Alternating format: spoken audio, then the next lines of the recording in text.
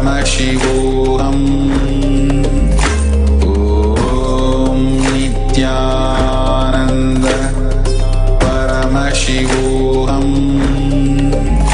Om Nithyananda Paramashivoham.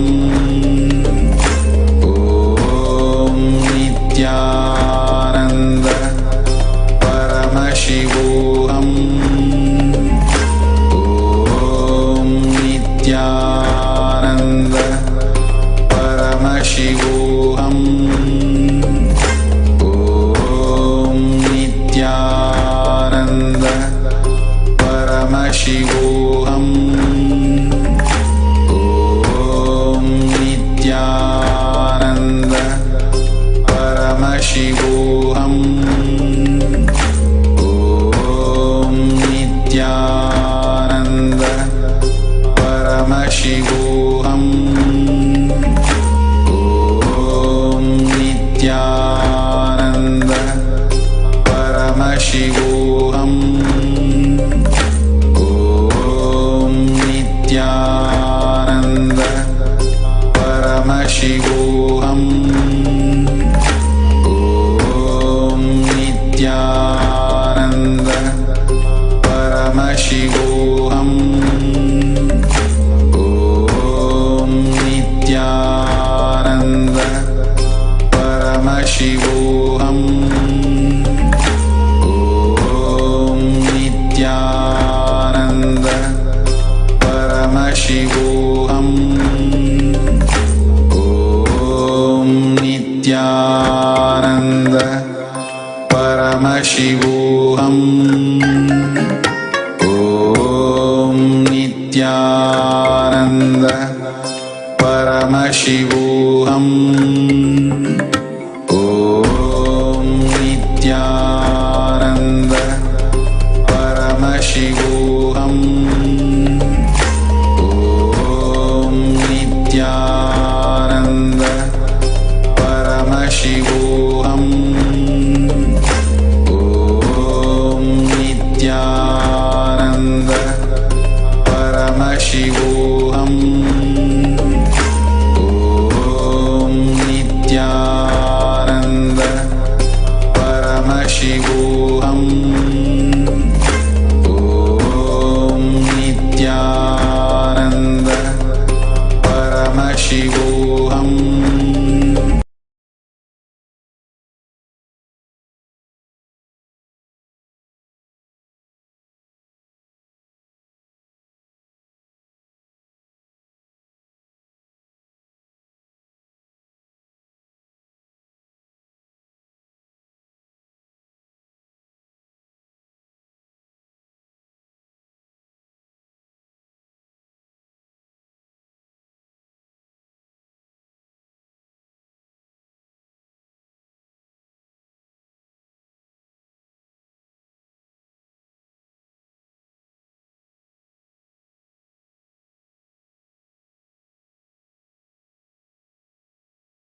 Connecting with the divine with your eyes closed is meditation.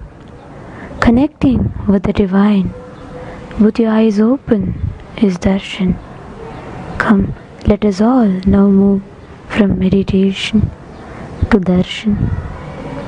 Slowly, very slowly, please open your eyes.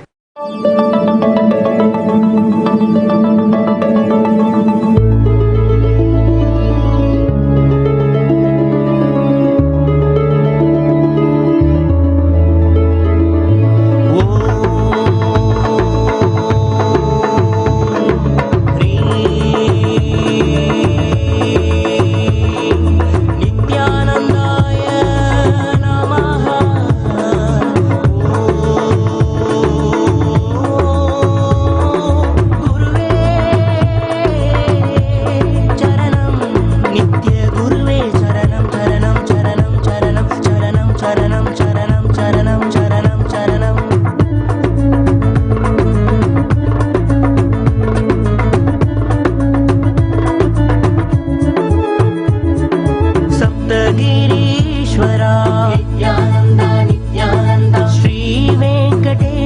Nityananda Nityananda అరుణగిరీశ్వర Nityananda Nityananda Arunachaleswara Nityananda Nityananda Nityananda Nityananda Nityananda Nityananda నిత్యనితేశ్వర Nityananda Nityananda Nityananda నిత్య సద్గురు నిత్యానంద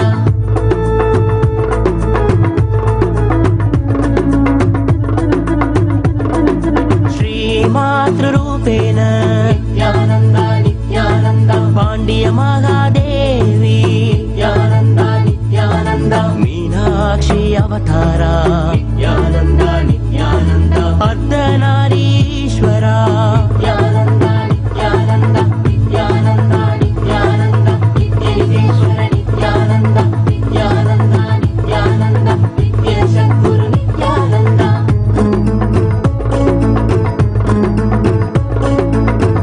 కరుణామయమూర్తి నిత్యానంద నిత్యానంద కమలాలయ కీర్తి నిత్యానంద నిత్యానంద ఆనంద పరశాంతి నిత్యానంద నిత్యానంద ఆత్మాలయ కాంతి నిత్యానంద నిత్యానంద నిత్యానంద నిత్యానంద నిత్యనితేశ్వర నిత్యానంద నిత్యానంద నిత్యానంద నిత్య సద్గురు నిత్యానంద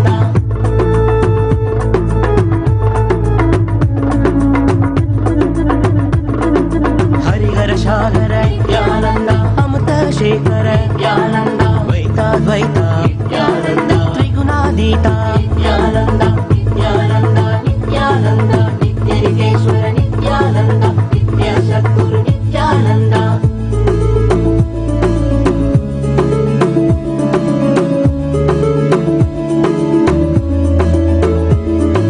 పూరణ కారణ ఆగమదారణ పూరణ కారణ ఆగమదారణ ఆది గురునాథ శ్రీ చతుర్వేద సర్వ సంరక్షక సన్మార్గ నాయక మహాభావేన లింగోద్భవేన ఆనంద రూపేణ నిత్యానంద నిత్యానంద నిత్యానంద నిత్యానంద నిత్యానంద నిత్యానంద నిత్యానంద నిత్యానంద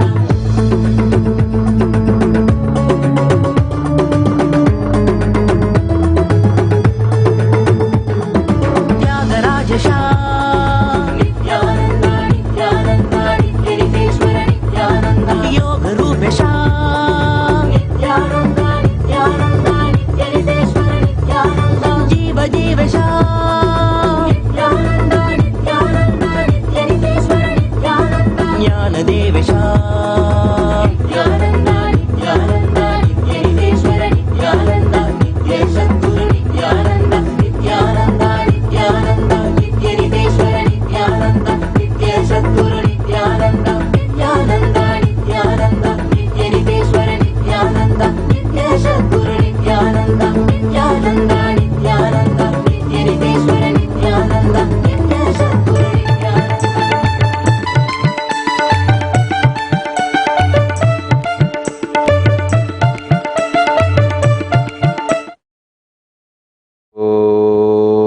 ॐ नित्यानन्देश्वर परमशिवसमारम्भाम् नित्यानन्देश्वरि पराशक्तिमध्यमाम् अस्मदाचार्यपर्यन्ताम् वन्दे गुरुपरम्पराम्।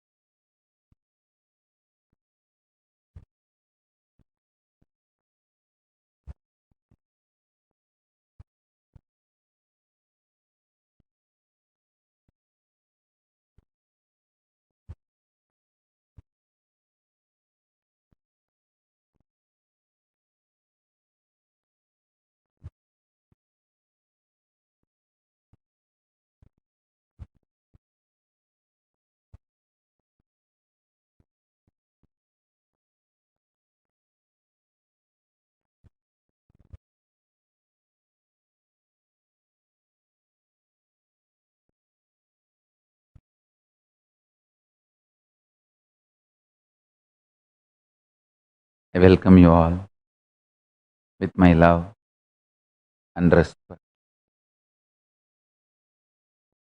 I welcome all the devotees, disciples, Samajis, Satsangis, Srimahans, Mahans, Tanidar Kotari, visitors, viewers, all the living and practicing Hindus all over the world. I welcome all of you with my love and blessings.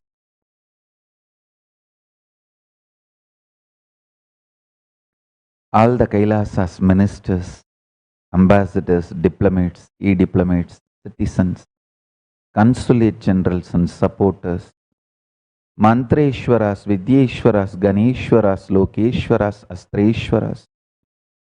I welcome all of you with my love and blessings. All the Paramashiva Ganas and Paramashivoham Season 11 participants. I welcome all of you with my love and blessings.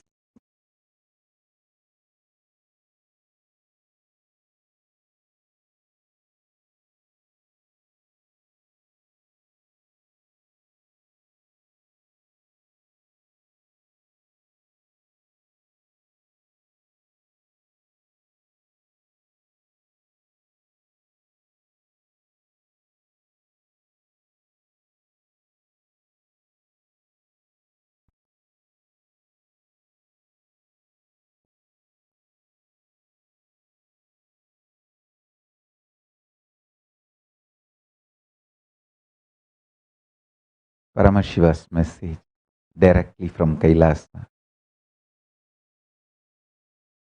Wake up by unclutching.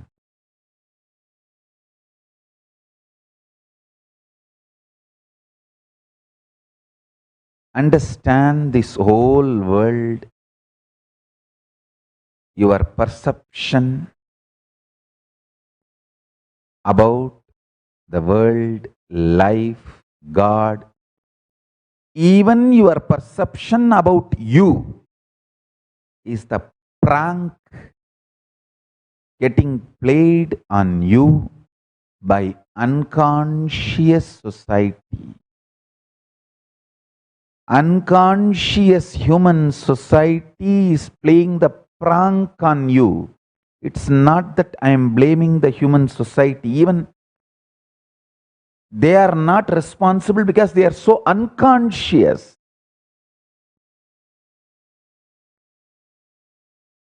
Nobody is reason, but everybody is suffering. Nobody is reason, but everybody is suffering, because in collective unconsciousness, the vision was evolved for day-to-day life. That is the first thing. Understand?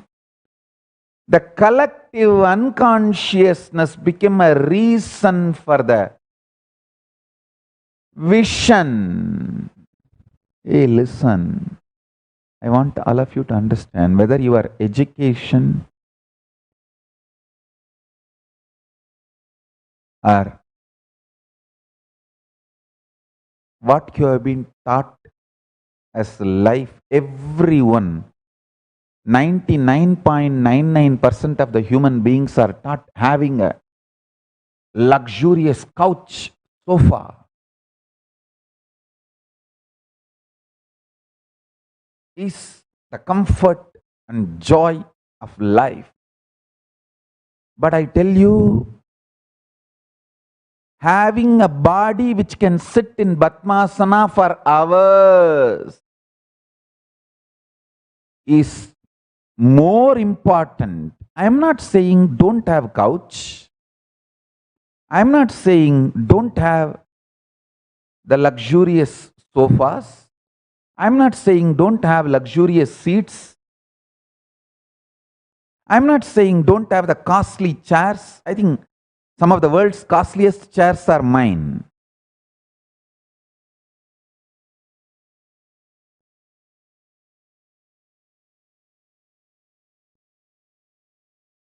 I am not saying don't have any of that. I am only saying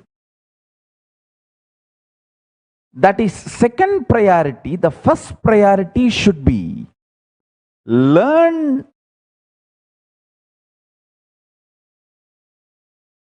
first things first. Whole world is taught so much about food, tongue, taste.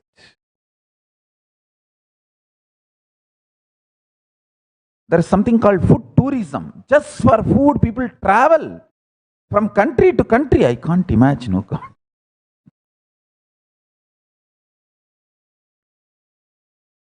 All right, it's okay. I'm not even saying don't travel for food. It's okay. I'm only trying to tell, learn intermittent fasting also. For example, today we had Kapila Sashti. I ate solid food. At least for next 10 or 15 days, I'll be in Nirahara Samyama. I want all of you to know now I made it like almost only once in 2 months or 3 months. Only during Maheshwara Puja I am having solid food. I am enjoying my happy food-free lifestyle. I'm only trying to do the next thing. Just through Nirahara, just through the power manifestation, trying to build six-pack. Soon you will see. Want to make this science available for the world.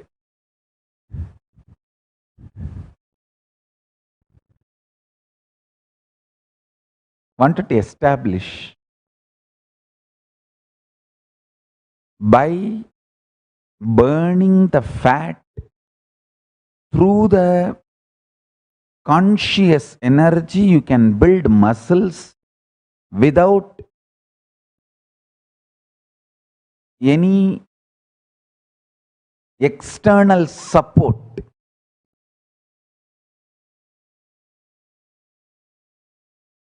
Working on it.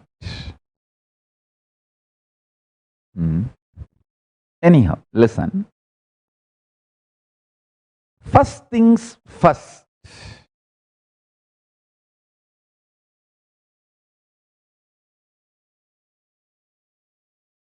Whether you feel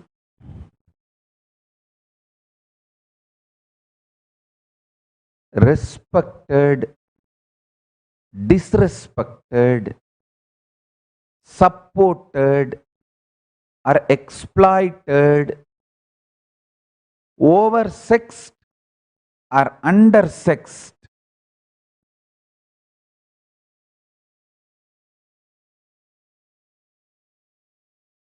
wealthy or poor, understand all your perception about you is the prank society is playing on you.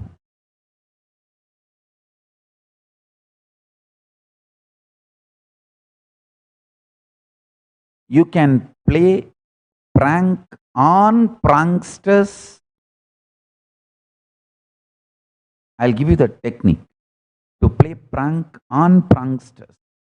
People who are trying to play prank on you, you can play prank on them.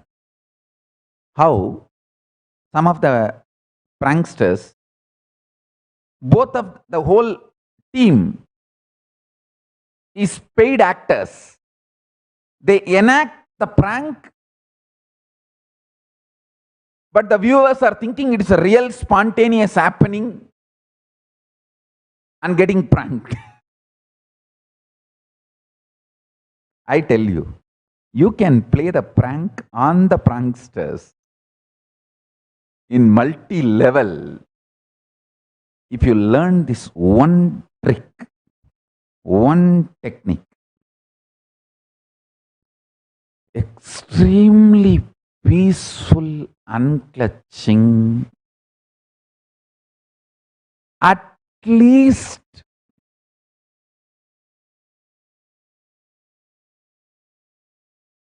for 21 minutes a day. See, at least 21 minutes you should feel away from your perceptions invaded personality. Understand? You forgot to perceive you without others' perceptions invading you. Just at least half an hour feel your individuality without the perceptions invaded personality.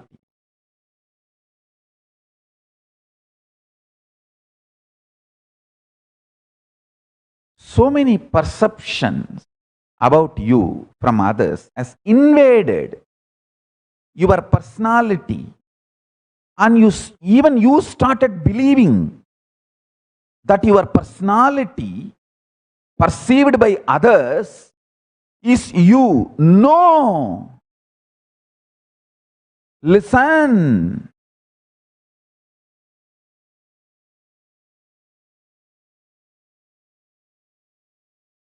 The greatest wealth of a life, the greatest wealth you should accumulate from life is your ability to sit with your individuality without the perception invaded personality. I tell you, I'll give you example from my own life. I am Paramashiva.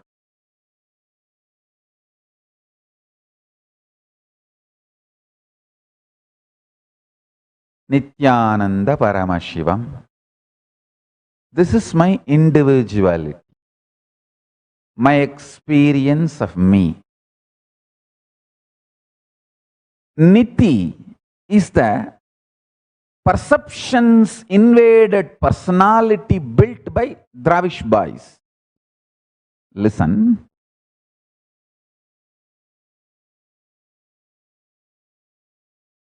The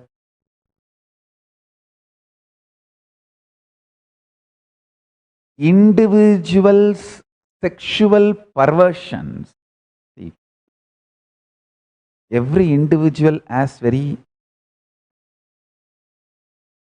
low, cheap taste, the beast mentality.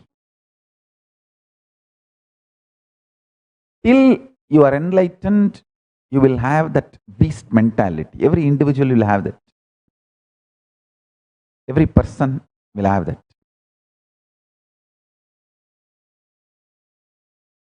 The Dravish gang media, which triggers that individual's sexual perversions,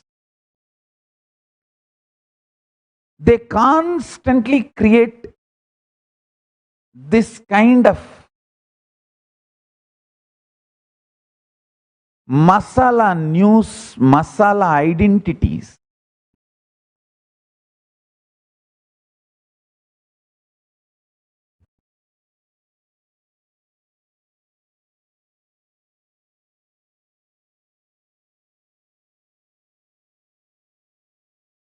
Listen to this statement carefully.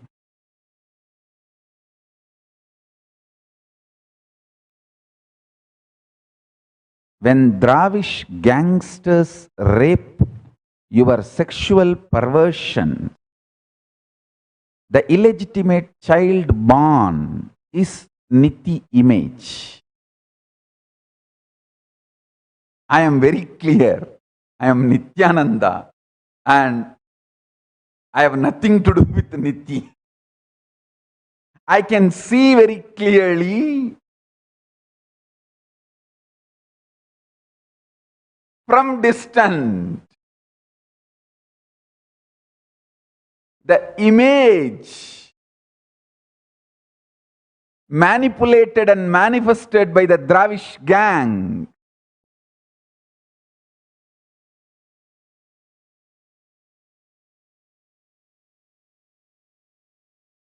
The perception invaded personality.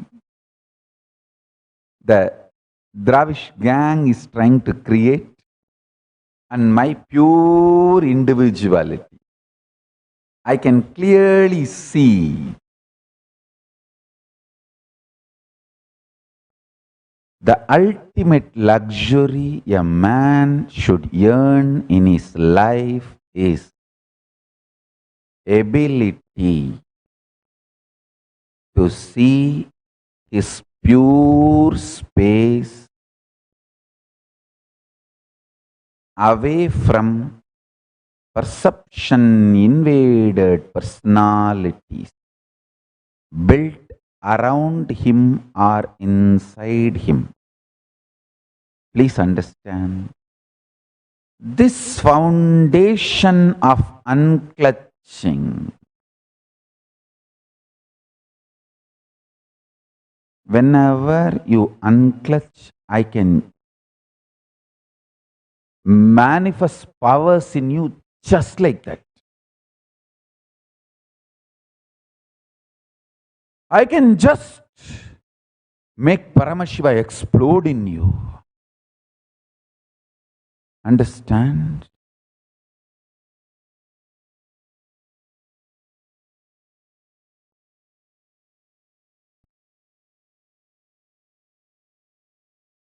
The perceptions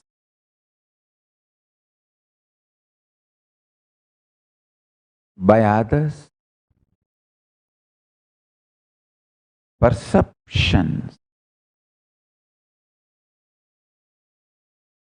by others on you, but even you started believing it as you. This whole mess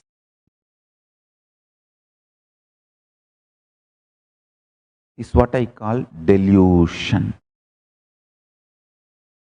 At least half an hour a day, have the freedom to sit with yourself absolutely unclutched, I tell you. If you start this simple unclutching, you will know whether to go behind the society's instigations, triggering, teaching, or to go behind Guru and Kailas. Listen. Difficulty is not in the travel. Difficulty is only your decision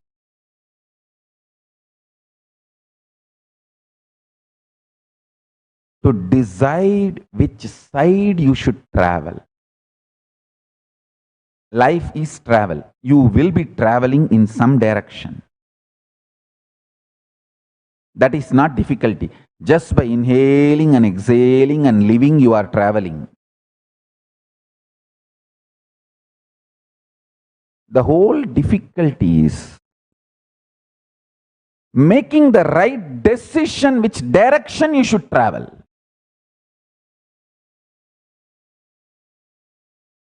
Simple unclutching.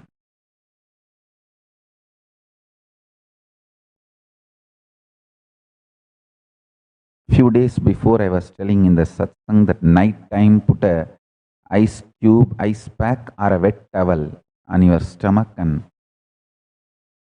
fall asleep. While you are doing that,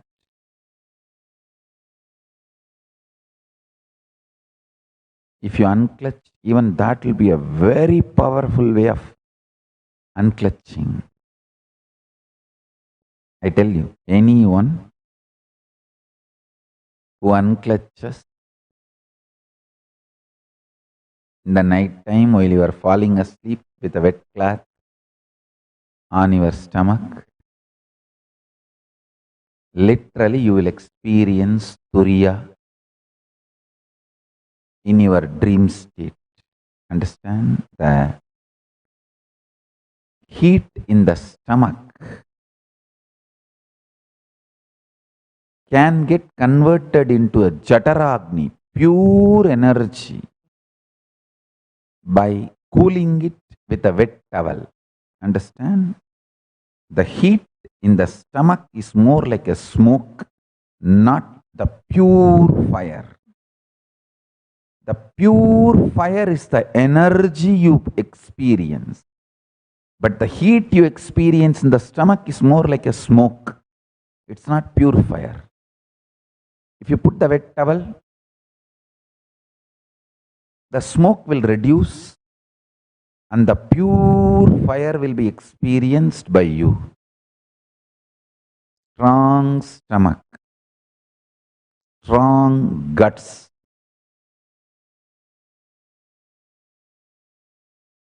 will make you experience higher states of consciousness.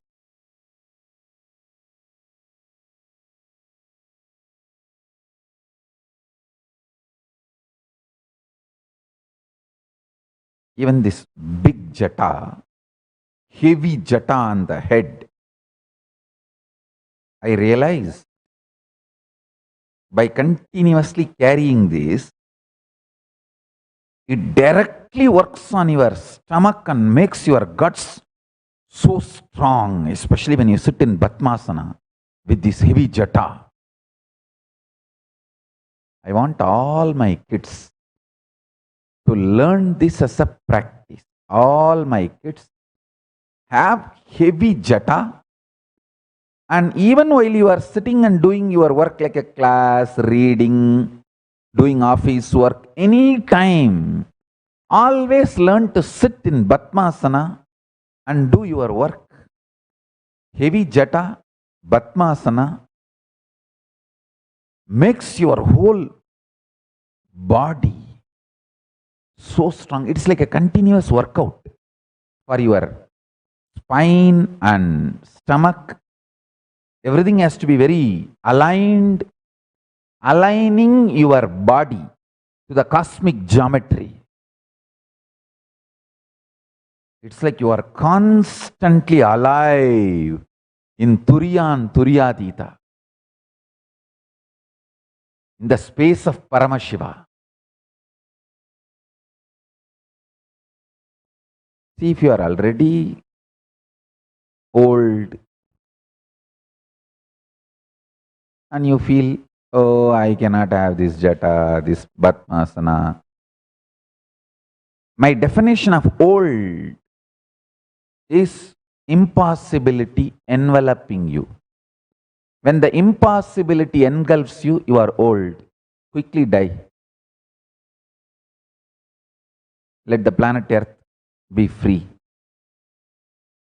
Impossibilities engulfing you is what I call, define as old.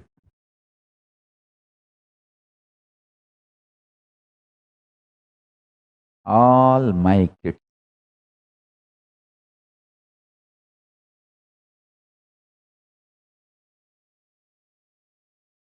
learn the first things first.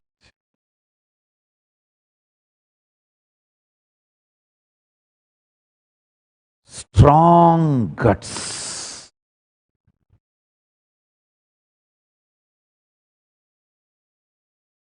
Paramashiva describes about himself in Agama, his selfie, his verbal selfie, mantra swarupa selfie.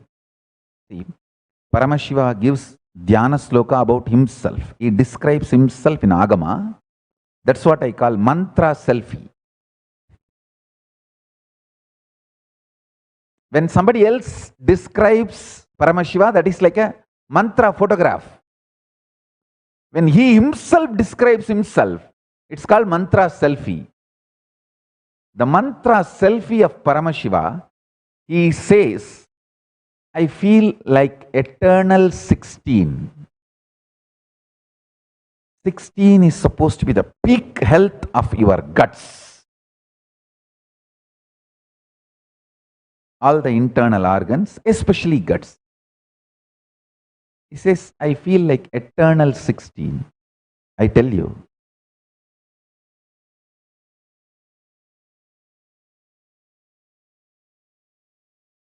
This sleeping with a wet towel on the stomach, Batmasana continuously, as much as possible, all this will give you a powerful guts and ability to unclutch from perceptions invaded, perceptions embedded personality, which even you start believing as you for some times. I tell you, because I know me as pure individual and I have liberated myself from all the perception-based, perception invaded, perception embedded personality, because I liberated myself from Nithya. Nithyananda never allowed Nithya inside him. If I allowed Nithya inside Nithyananda, Ananda would have been lost. No, I retained my Ananda and continued to be Nithyananda by not allowing Nithya inside me. Understand? Because I never allowed the perception embedded personality in me. I always see you also without any perception embedded individuality, without any perception embedded personality. And as a pure individual, I see you. Listen carefully.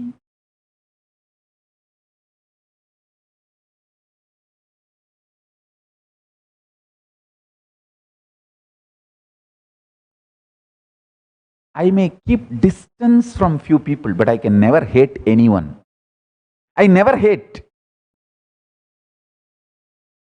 How I liberated myself. How I never allowed perception invaded, perception embedded personality inside me. I never allowed it. I kept my individuality free from this perception-based personality. Because I value my individuality and freedom, I value your individuality and freedom. I see you as a pure individuality and as a pure possible Paramashiva.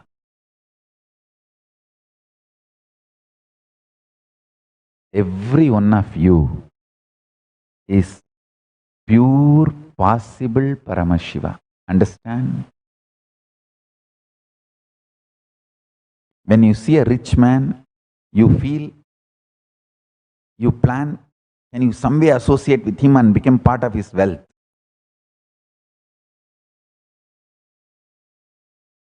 When you see each person, you have your perception and plans. When I see each one of you, my perception about you is pure individuality. My plan for you is, can I somehow trigger the Paramashiva consciousness in you and make you also feel Paramashiva. That's all is my perception about you and my plan for you. Constantly I will trigger. Constantly I will trigger. I will trigger the Paramashiva in you.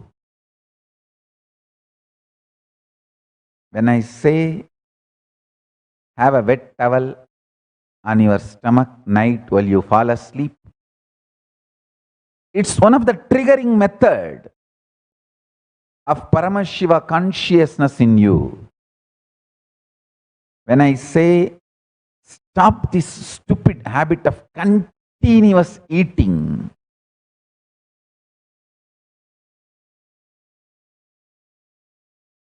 I am just triggering the Paramashiva possibility in you. When I say unclutch, I am pressing the panic button and waking up Paramashiva possibility in you. I tell you, even if you try half an hour a day, try to play this Paramashiva game. This unclutching is the Paramashiva game. See very clearly, the personality invaded by perceptions. The society has put a lot of perceptions about you, hopes on you, expectations on you, tortures. That is your personality. Your pure individuality is happy, peaceful, blissful space. Retire from this personality at least for half an hour and rest in your individuality. At least half an hour a day, not more than that. I am not even expecting too much from you. Half an hour for a day. Even if you struggle with this, in few days you will understand, wow,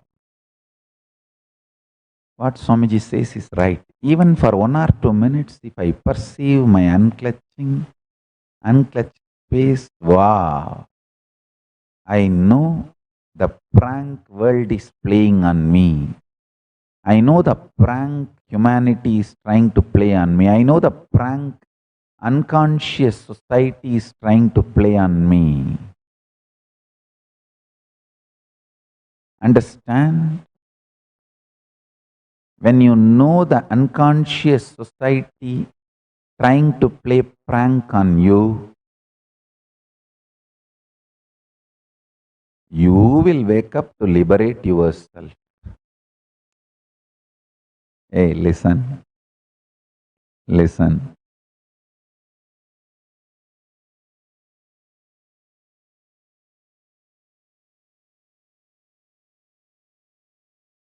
All the 5 perceptions you carry about sex, all the 7 perceptions you carry about death,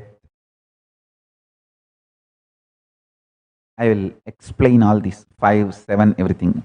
Why I am saying 5, because the Mooladhara has a 4 petal and center core. That's why 5.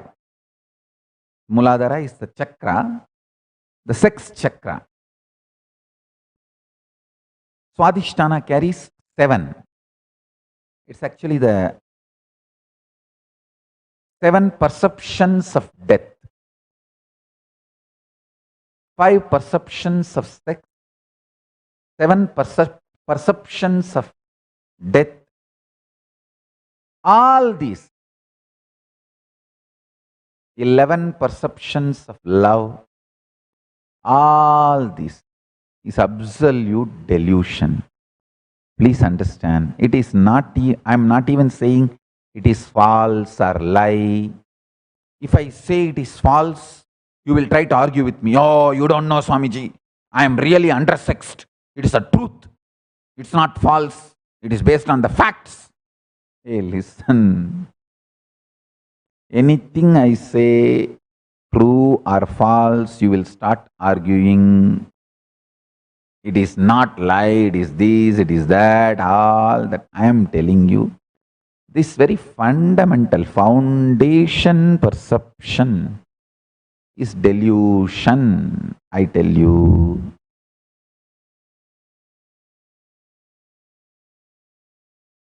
If you know the joy of remaining in ecstasy internally through unclutching, externally whether somebody, some body touches you or not, this whole perception about the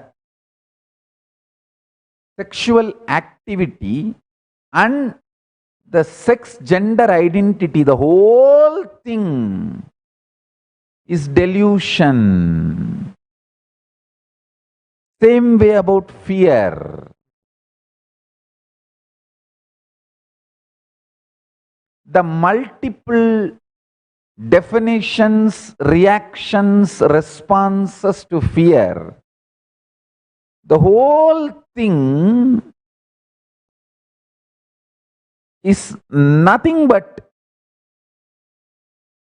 your false idea of discontinuity. Listen, there is no discontinuity. You learn the truth of continuous discontinuity happening in you and learn the truth of there is never going to be any discontinuity other than the discontinuity is happening continuously in you now. If anitya is going to be, that is there now in you. See, the death which is happening in you every moment, that is the only death there. There is no separate death you are going to be experiencing during your so-called death. What is going on in you now, the same thing only will be going on, will go on when during your so-called death also. Listen.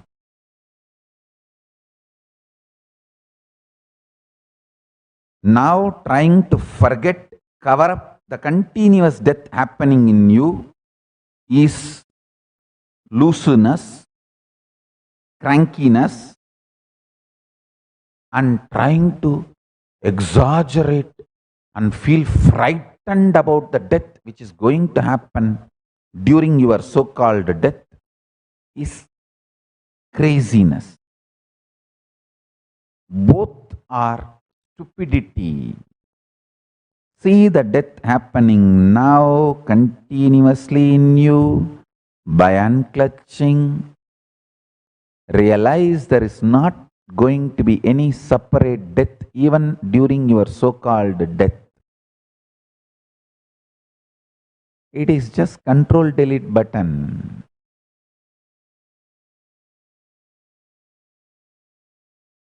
Anyone understands this, your internal organs will be just like a sweet 16 forever. Inside you, you will be in sweet 16 and alive, active, constantly working. Constantly working.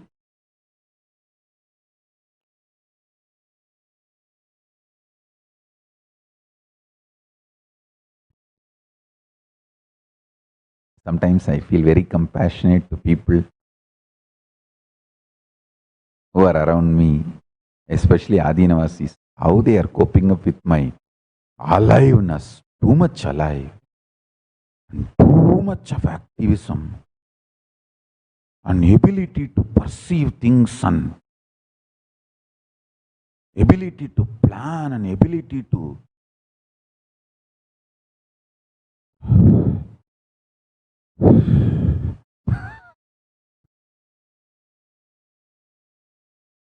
but I tell you, It is all established on tremendous compassion and love.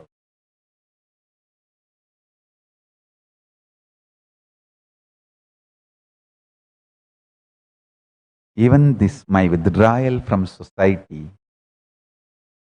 and back to Kailasa, is also my extreme compassion, because people, due to their stupidity and stupid perceptions, they try to attack me and accumulate more karmas. See, if I am with the humanity, I should be initiating, blessing, enlightening. But the stupid fellows try to harass me, attack me, and accumulate more karmas. I do not want them to have more karmas. So I just withdrew myself.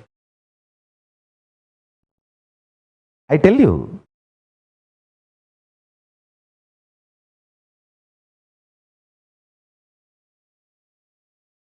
even half an hour unclutching a day, you will literally feel, as Paramashiva describes himself, Shoda Shapta Yutam Gantam Suprasannam Smidananam. All my kids, write this at least 11 times today. It's a Kamikagama, Purvabada,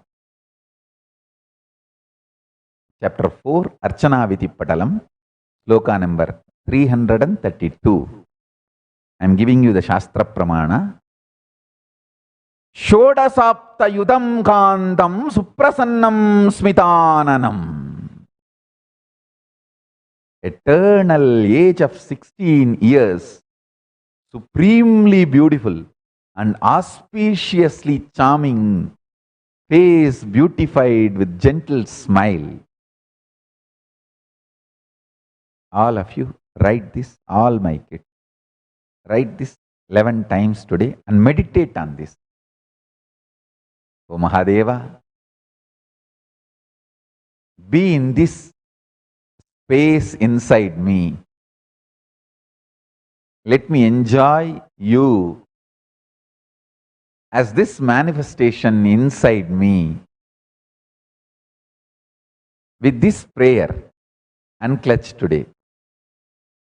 Unclutch from everything and offer yourself to Paramashiva, requesting him, O Mahadeva, please manifest your this dimension in me. Shodasapta Yudam Gantam Suprasannam Smitananam. This is Sadashiva Dhyana. Eternal age of 16 years, supremely beautiful and auspiciously charming, face beautified with gentle smile.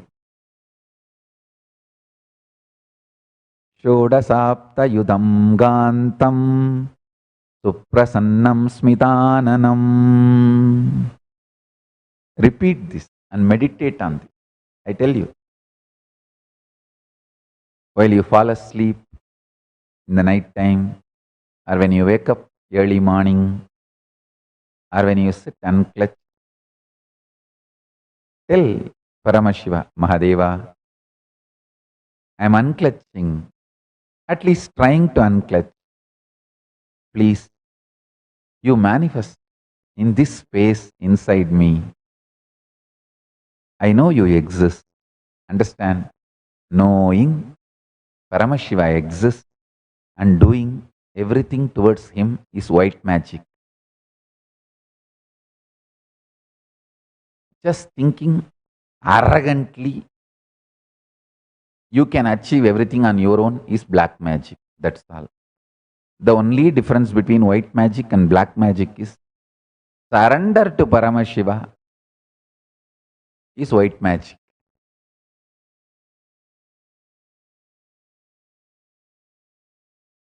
It is not even white or black. He is colorful. He is golden. I can't even say it's white magic. He is beyond white, black. He is golden and colorful. Understand?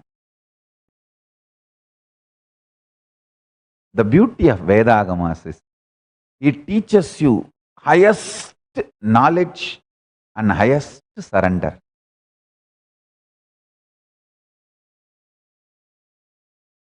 I can talk the highest principles of enlightenment and have tears in the corner of my eyes just by remembering this one space, eternally 16.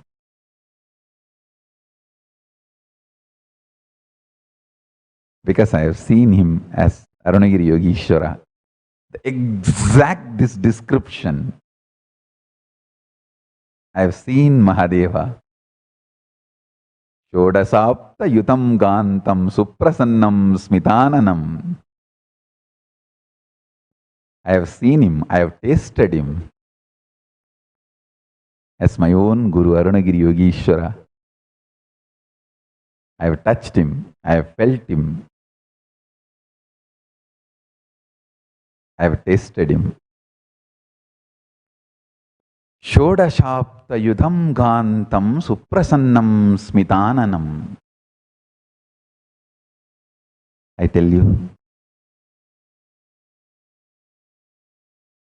even if you struggle unclutching, try for half an hour. Your internal hormones, chemicals, as I was describing the other day, chemistry of your biology is mind. The chemistry of your biology will be aligned to the alchemistry of Paramashiva through unclutching. Unclutching is the best catalyst agent to make the chemistry of your biology align to the alchemistry of Paramashiva.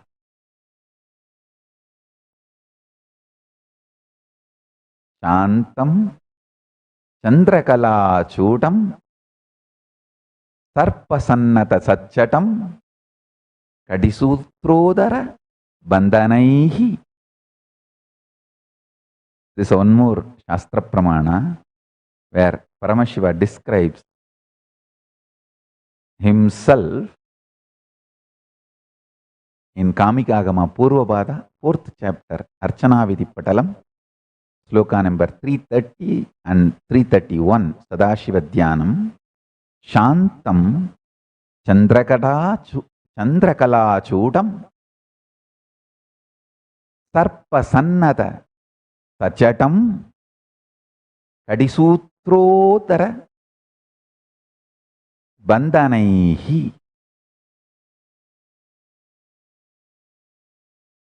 I'll read out the translation. Satchatam means Paramashiva as Jatas. Udarabandham. Udarabandhanam means the ornament tied on the abdomen stomach, means the abdomen of Paramashiva is tied, not having belly. Paramashiva is having a controlled, strong stomach.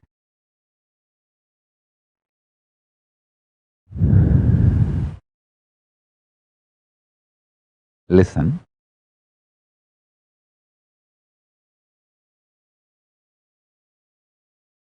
Whatever I am trying to convey today through this satsang,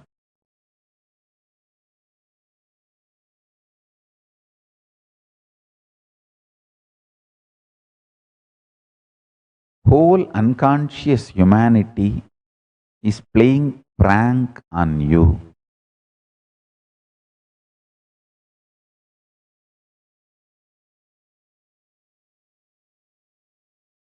Don't get pranked.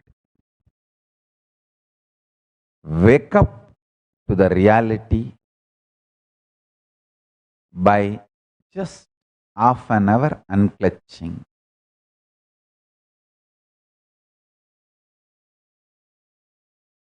Half an hour. Attempting to unclutch is also okay. I am not even saying you should master unclutching. Attempting to unclutching is also okay.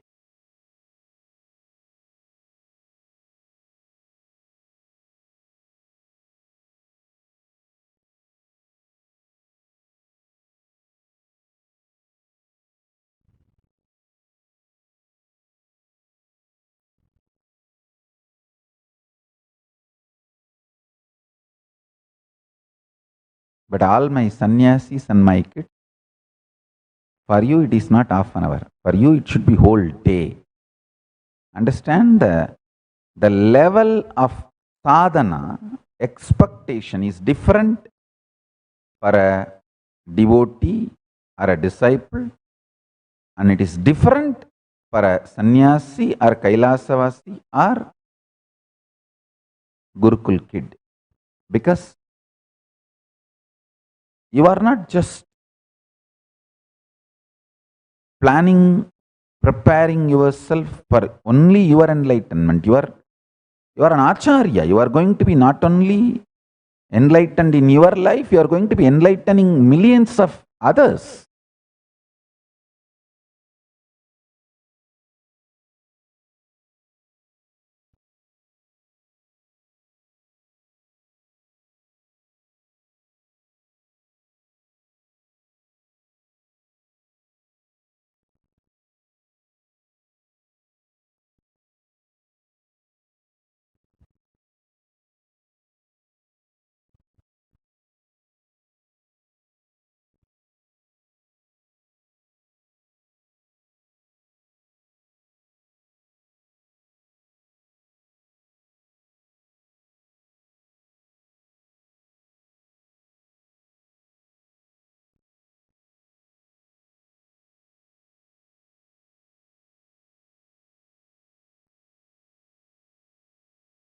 Today I'll initiate all of you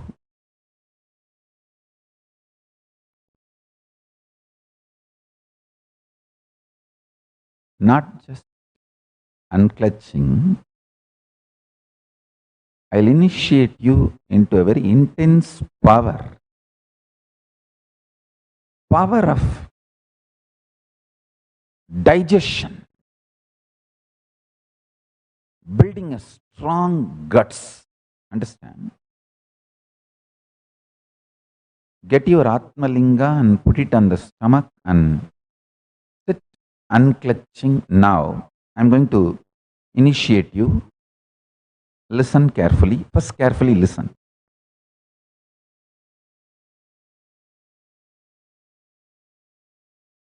The power of this initiation will be such, just within next 24 hours, you will lose at least 1 kg unnecessary fat and the gas and all the unnecessary shit, undigested shit sitting on your stomach. It will leave your system, you will be clean. That unnecessary toxic load on your system, at least 1 kg will be cleared. Now, all of you get your Atmalinga, hold it on your Manipuraga chakra and sit the navel on the guts. Keep the Atmalinga and sit unclutched. Just decide to be unclutched.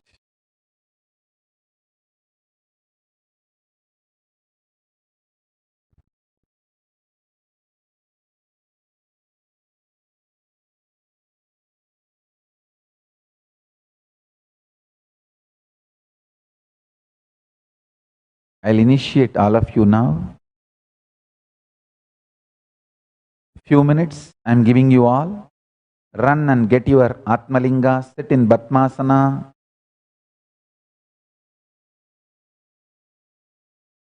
Put it on your navel, on your Manipuraga chakra. Please get ready.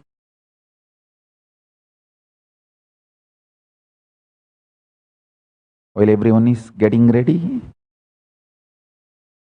I wanted to convey my blessings to Sri Vinayaka Shrikanta. Vinayaka Shrikanta, blessings for your daughter Anaga. Birthday blessings for Anaga. Anaga, with all the auspiciousness, you will be my daughter. I'll be with you, you will be with me. My blessings. And Vinashet Ma Parameshwara, birthday blessings. Ma Parameshwara, Vinashet, birthday blessings for you. And Everyone, please sit straight. If you are young, sit in Padmasana. Padmasana is the best way to sit.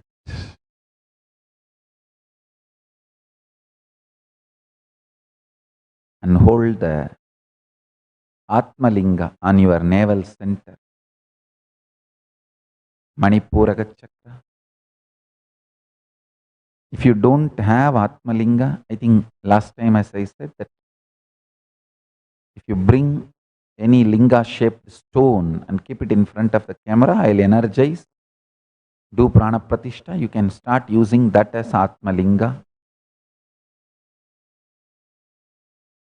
Any stone from Arunachala hill, any stone from Kailasa and Manasarovar, any stone from Narmada river, all this need not even, all this doesn't even need prana pratishtha. It's all already Paramashiva. If you don't get any of these three, stone from Arunachala or stone from Kailash Manasarovar or stone from Narmada, bring any stone and keep it in front of camera. I'll do prana pratishtha and use that as a Shivalinga, Atmalinga. Now, keep your Atmalinga on your navel chakra. Sit. You can keep your eyes closed or open, that is up to you. Decide to be unclutched. With eyes closed, if you feel it is easy for you to unclutch, you can close your eyes.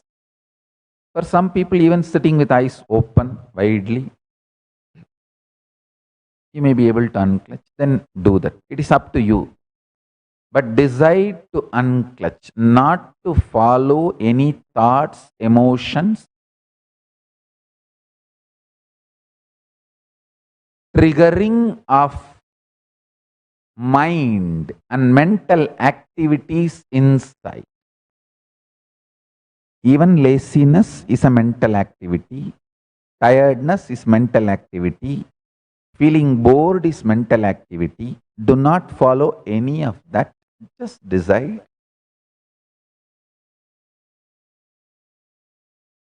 Just decide not to follow any mental activity and sit as you, the pure space.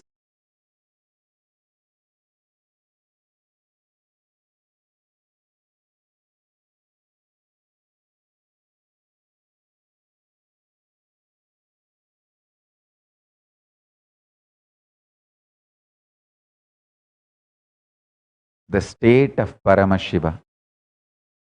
Paramashiva Padam, Paramashiva Gadi. Let Paramashiva Gadi manifest in all of us. Let Paramashivatvam manifest in all of us.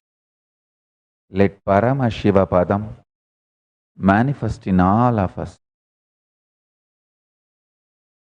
Paramashivoham. Om Nithyananda Paramashivoham. Paramashiva. Paramashiva. Paramashiva. Paramashiva. Paramashiva. Paramashiva. Paramashiva.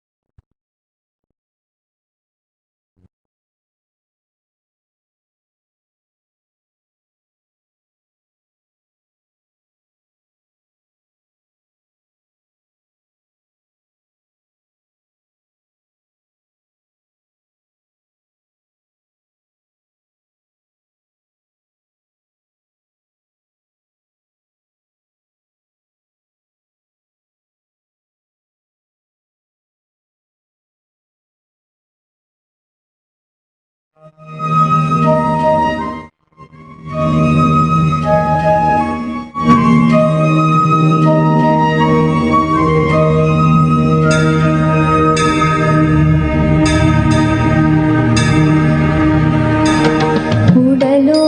உயிர் தந்து உணர்வோடு மொழி தந்து உலகெங்கும் உயிர்ப்பானவன். புவி தந்து மலை தந்து கடல் தந்து நதி தந்து முகிலாகி மழையானவன். நித்யானந்த வயமானவன். நித்யானந்த வயமானவன்.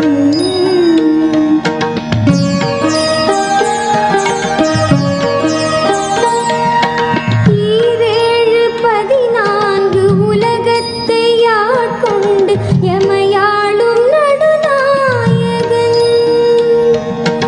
இதமான தென்றலாய் இடியோடு மின்னலாய் புவி மீது புயலானவன். நித்யானந்த வயமானவன்.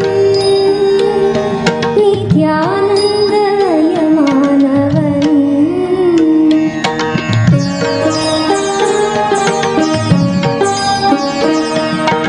முதலாகி முடிவாகி மூச்சாகி பேச்சாகி முத்தமிழ் வித்தானவன்.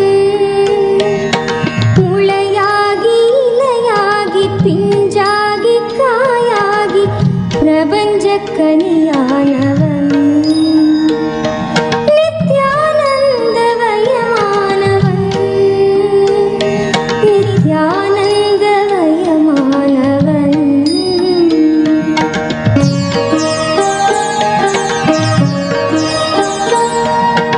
மலர் தந்து மனம் தந்து மகரந்த கனி தந்து மறைநூல்கள் பல தந்தவன்.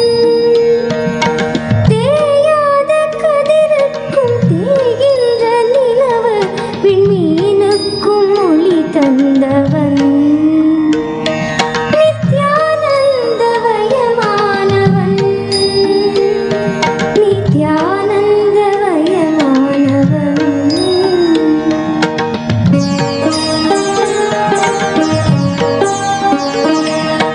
வானத்தின் மீதேறி நிலவென்னும் ஸ்ரீதேவி பூமிக்கு வந்து விட்டாள்.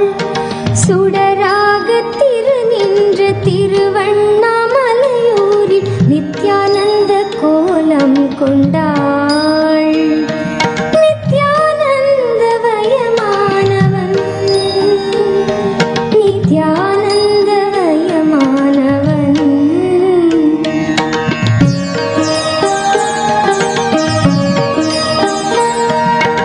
கசியாத கும்பத்தில் கலங்காத தீர்த்தமாய் கமழ்கின்ற கங்கையானாள். மசியாத ஞானமுடன் பசியாத ஞானமுடன் ரிஷி மூல விசையுமானாள். நித்யானந்த வயமானவன். நித்யானந்த வயமானவன்.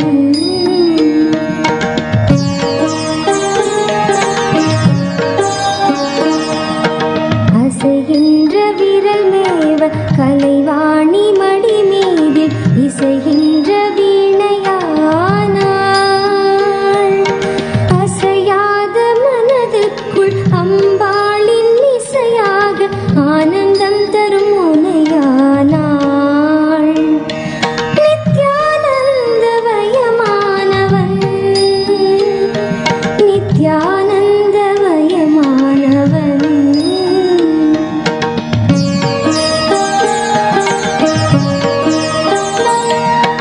வானத்தின் மீதேறி நிலவென்னும் ஸ்ரீதேவி பூமிக்கு வந்து விட்டாள்.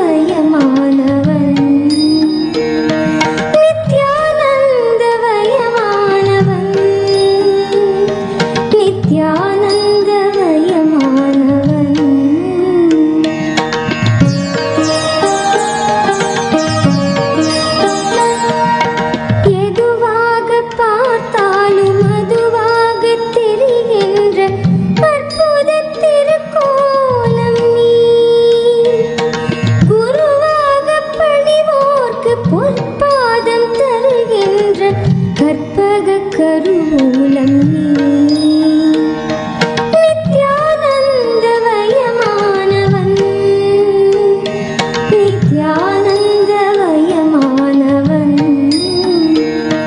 நித்யானந்தமயமானவன் நித்யானந்தமயமானவன்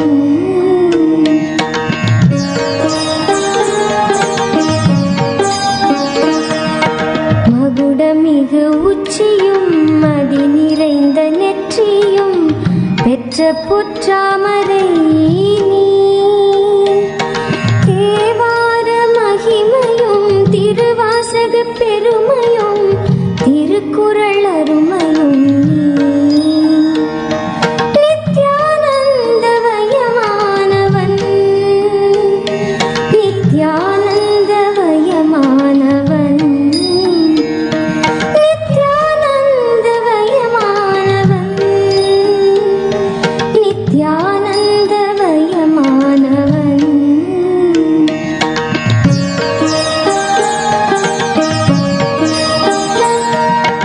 இமயத்தின் உச்சியை உதயத்தின் காட்சியை இதயத்தால் தொட்டவன் நீ வினயத்தின் ஆட்சியை விதி செய்யும் ஆட்சியை ஞானத்தில் வென்றவன் நீ நித்யானந்தமயமானவன் நித்யானந்தமயமானவன் நித்யானந்தமயமானவன் நித்யானந்தமயமானவன் உடலோடு உயிர் தந்து உணர்வோடு மொழி தந்து உலகெங்கும் உயிர்ப்பானவன் புவி தந்து மலை தந்து கடல் தந்து நதி தந்து முகிலாகி மழையானவன் நித்யானந்தமயமானவன் நித்யானந்தமயமானவன்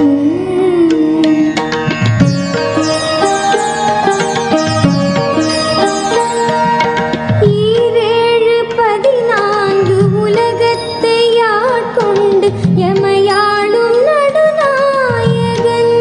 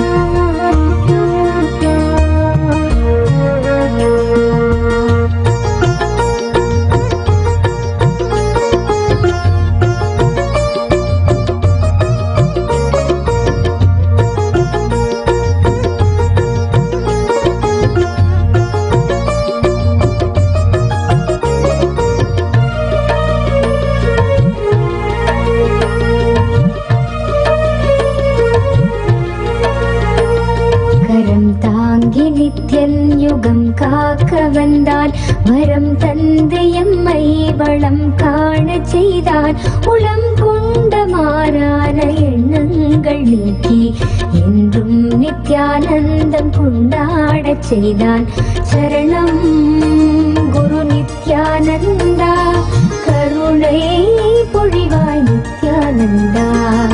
சரணம் குரு நித்யானந்தா, கருணை பொழிவாய் நித்யானந்தா.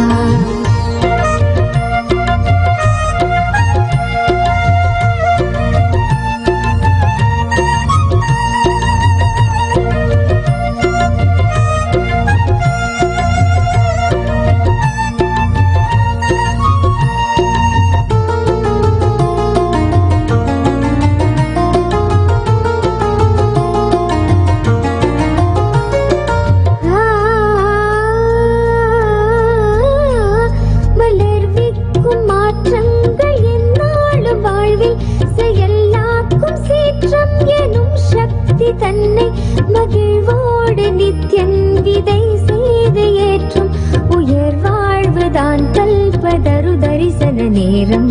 சரணம் குரு நித்யானந்தா, கருணை பொழிவாய் நித்யானந்தா. சரணம் குரு நித்யானந்தா, கருணை பொழிவாய் நித்யானந்தா.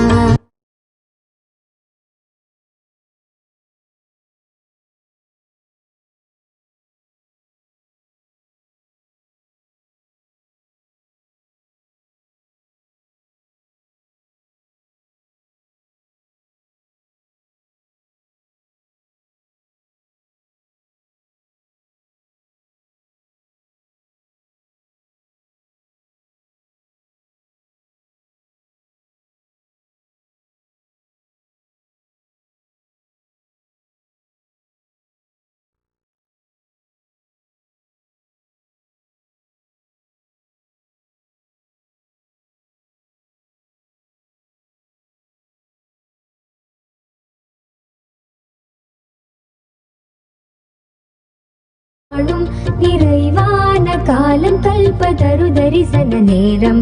நிறைவான காலம் கல்பதரு தரிசன நேரம். சரணம் குரு நித்யானந்தா, கருணை பொழிவாய் நித்யானந்தா. சரணம் குரு நித்யானந்தா, கருணை பொழிவாய் நித்யானந்தா.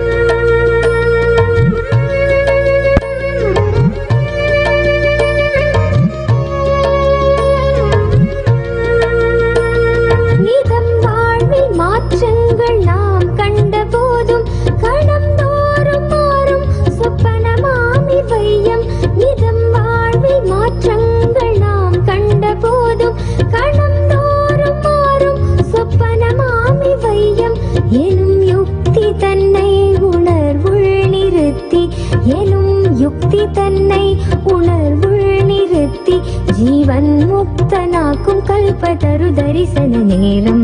ஜீவன் முக்தனாக்கும் கல்பதரு தரிசன நேரம். சரணம் குரு நித்யானந்தா, கருணை பொழிவாய் நித்யானந்தா. சரணம் குரு நித்யானந்தா, கருணை பொழிவாய் நித்யானந்தா. தாங்கி நித்யன் யுகம் காக்க வந்தான். வரம் தந்து எம்மை வளம் காண செய்தான். உளம் கொண்ட மாறான எண்ணங்கள் நீக்கி என்றும் நித்யானந்தம் கொண்டாடச் செய்தான். சரணம் குரு நித்யானந்தா, கருணை பொழிவாய் நித்யானந்தா. சரணம் குரு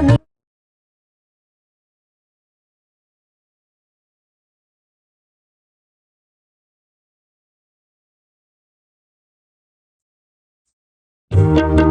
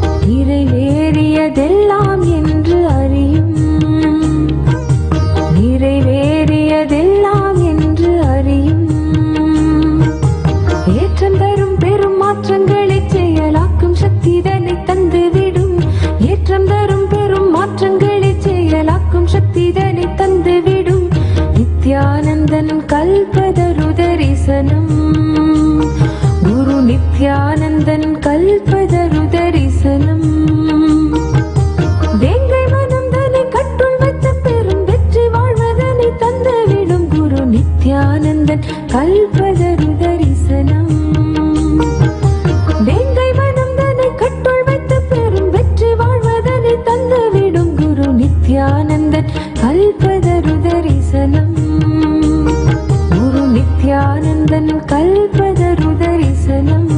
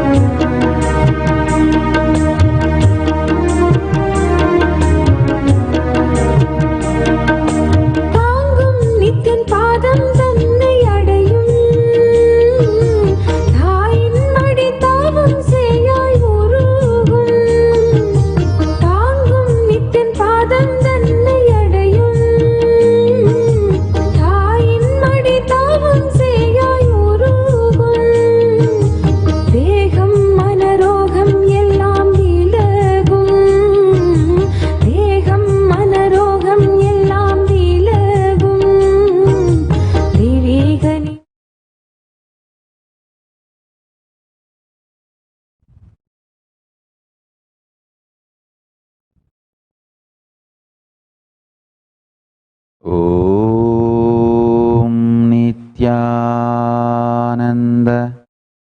Paramashivoham.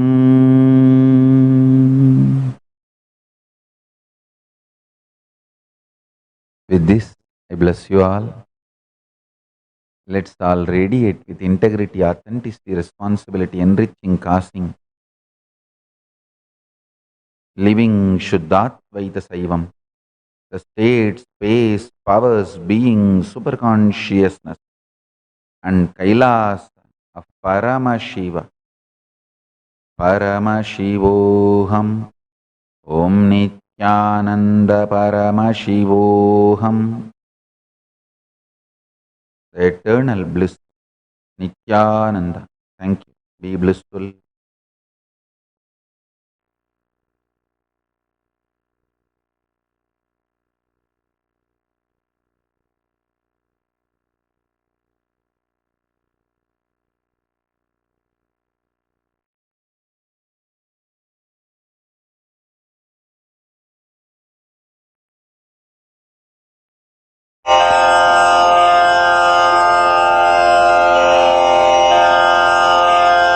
श्रीकैलासोन्नतद्वादशान्तश्यामलापीठारूढ श्रीमीनाक्षिसुन्दरेश्वरा भिन्नस्वरूप परशिवपुत्ररत्न कुमार गुरुमण्यतुल्यावतार श्रीपार्वतीस्तन्यपानलब्धदिव्यज्ञान विश्रुतसकलनिगमागमसारभूत द्राविडवेदप्रवक्त्रे श्रीमत्परमशिवकरुणासमधिगतमुक्तामयचतुरश्रयान गीयमान छत्रचामर श्रीचिह्नकाहलादिसमस्तबिरदावल्यलङ्कृत ज्ञानविज्ञानचक्रवर्ती सर्वजनसङ्घसद्यो निर्वाणदीक्षाव्ययापवर्गवर्ष विश्राण जीमूत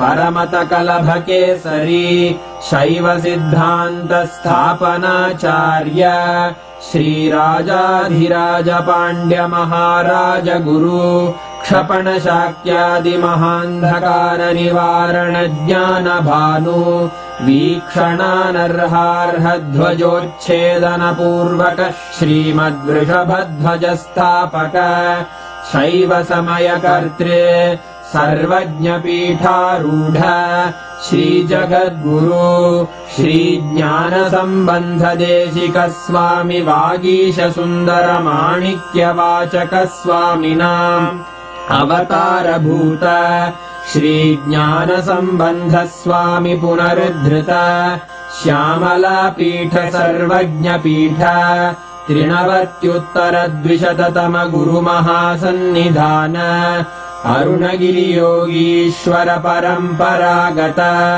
अरुणाचल सर्वज्ञपीठ गुरुमहासन्निधान कैलास परम्परागत काञ्ची कैलास सर्वज्ञपीठ त्रयस्त्रिंशदुत्तरद्विशततम गुरुमहासन्निधान नित्योत्सव नित्यमङ्गल नित्यकल्याण नित्यरजित कैलास परम्परागत आदिकैलास नित्यानन्द पीठ महासंस्थान महासिंहासन पीठकर्तः साक्षात् श्री परमशिव समुद्भूत कैलास परम्परागत वैवस्वतमनु इक्ष्वाकु हरिश्चन्द्र भगीरथ श्रीरामचन्द्र शूरसेन इत्यादि अनवच्छिन्न सार्वभौम चक्रवर्ति परम्परागत चतुष्षष्टि योगिनी मण्डित